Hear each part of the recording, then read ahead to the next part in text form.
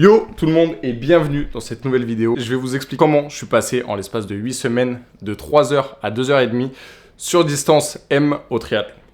Donc il faut savoir que je partais vraiment de rien, j'avais pas de base et c'était mon tout premier triathlon. Donc j'ai fait un triathlon sans entraînement et par la suite j'ai fait un triathlon avec 8 semaines d'entraînement pour voir à peu près de quoi j'étais capable. Ça va se décomposer en plusieurs parties, ça va être assez simple au début, je vais vous parler des basiques, donc vraiment ce qui englobe toutes les disciplines en même temps et ce qu'il faut vraiment faire. Ensuite, on parlera de la natation, du vélo, de la course à pied. Ensuite, d'une séance spécifique qui m'a vraiment fait progresser et par la suite, je vous montrerai une semaine type d'entraînement et moi, comment je m'entraîne.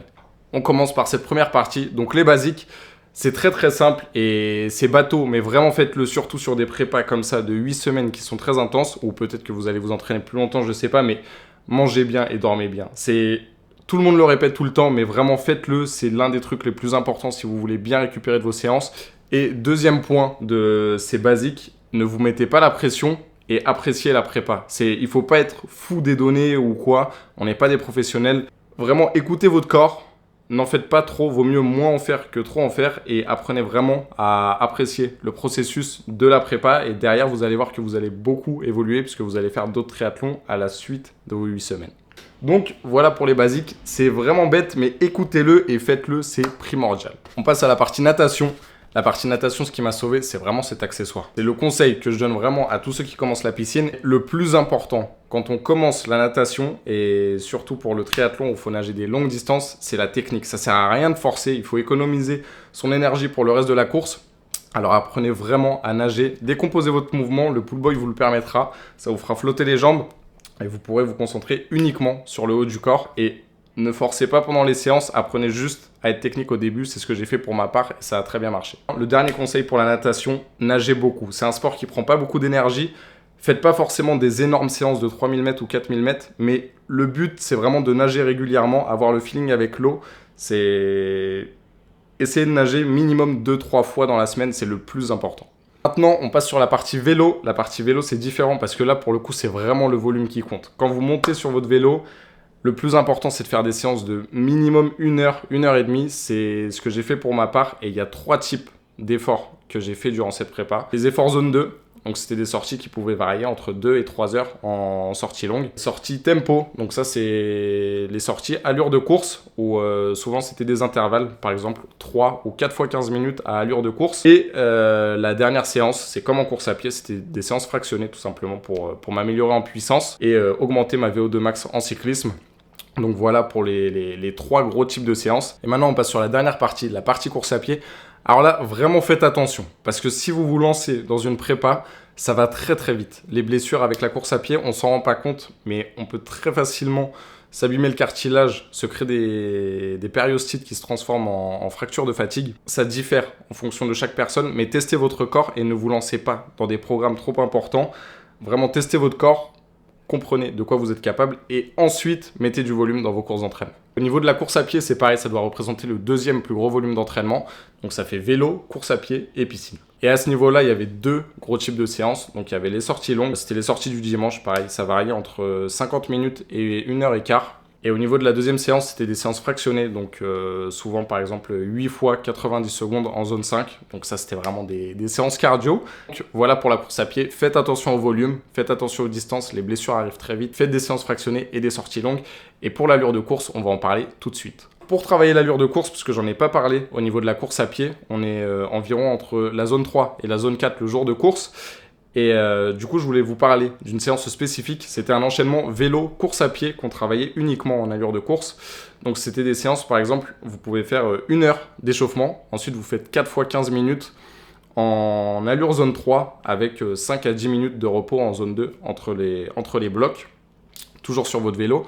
Ensuite, vous faites un retour au calme, à peu près 30 minutes. Dès que vous arrivez chez vous ou dès que vous arrivez au niveau de vos chaussures, vous les enfilez et là, vous partez le plus vite possible.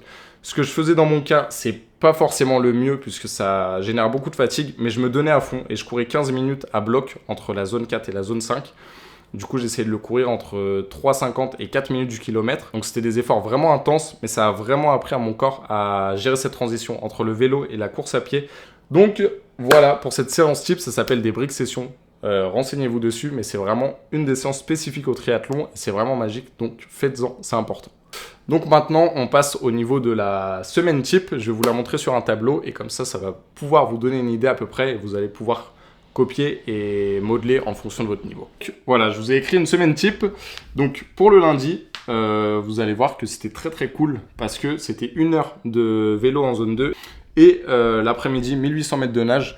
Donc c'était des journées limite récup. Le mardi, c'était séance course à pied. Donc là, pour le coup, j'étais frais comme la veille. J'avais eu une journée assez cool. C'était course à pied et là, c'était des intervalles. C'était soit de la zone 5 très courte ou de la zone 4 un peu plus longue. Donc là, en l'occurrence, c'était la 3e semaine de la prépa. Et pendant cette semaine, je travaillais la zone 4 et c'était des séances avec, par exemple, 4 x 4 minutes en zone 4. On récupérait 1 minute entre chaque intervalle. Et entre les 2 blocs ici, on récupère 2 minutes. Puis on repart pour 4 x 3 minutes en zone 4. Ensuite, le mercredi, pareil. On récupère de la journée de mardi. Donc, petite séance, 1800 mètres de nage. Toujours avec des éducatifs, toujours pour apprendre à nager sans trop forcer. Le jeudi, ça, c'est les briques sessions donc, dont je vous parlais. Et vous voyez encore une fois, une grosse séance. Et la veille, c'était très cool. On arrive toujours frais le jour des grosses séances. C'est très important de ménager ses efforts. Donc 1h30 de vélo. Et ici, je travaillais du coup les allures de course. Donc 20 minutes, 15 minutes, 10 minutes, tout ça en zone 3. Et entre chaque intervalle, il faut prendre environ 2-3 minutes de récupération. Je récupère 5 minutes et je pars directement en course à pied pour 10 minutes en zone 4. Puis un petit retour au calme, 5 minutes en zone 2. Le vendredi, repos, toujours pareil, c'est la même logique. Une grosse séance, je me repose, je récupère et ensuite je peux enchaîner sur une grosse séance. Le samedi, c'était à peu près pareil que le jeudi. 2h30 de vélo avec cette fois-ci 3 x 10 minutes en allure de course, donc zone 3. Et enchaîner avec de la course à pied, donc 5 minutes en zone 4, très haute intensité, pareil, puis 5 minutes récupérer zone 2. Et ensuite, le dimanche, la même logique. La veille, il y a eu grosse séance, donc qu'est-ce que je faisais? Course à pied, 1h15 en zone 2, puis 1800 mètres de nage. Et vous voyez que du coup, le lundi, on récupère aussi de cette zone à forte intensité. Et on n'hésite pas à prendre 2 jours à basse intensité pour ensuite repartir sur de meilleures séances. Donc voilà pour la semaine type. Et ce qui est important aussi, c'est que ça, c'était une des plus grosses semaines en termes d'horaire. Il me semble que c'était une semaine à 11h, 11h30 d'entraînement.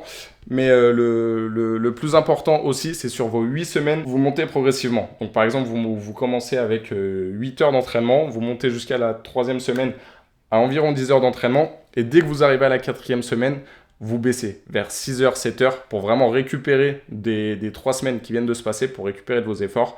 Et par la suite, vous descendez progressivement. Donc vous reprenez à 11 heures la semaine 5. Et progressivement, vous descendez jusqu'au jour de course. Et la dernière semaine, vraiment, ne faites pas beaucoup d'efforts. Ménagez-vous. Vous inquiétez pas, votre corps, il ne va pas tout perdre comme ça en une semaine. Vous allez atteindre un pic de forme, c'est normal. Et voilà, vous serez prêt pour votre course, tout simplement. Donc, j'espère que vous avez aimé cette vidéo. J'espère que j'ai été clair. Je vous ai vraiment dit tout ce que j'ai fait. Il n'y a rien de magique, c'est du travail, le triathlon. Si vous voulez performer, entraînez-vous. Et surtout, entraînez-vous intelligemment. Ménagez-vous des blessures. N'en faites pas trop, c'est le plus important. Donc, merci d'avoir regardé. Abonnez-vous, likez, partagez, vous connaissez. Et à dimanche prochain pour une nouvelle vidéo. Let's go!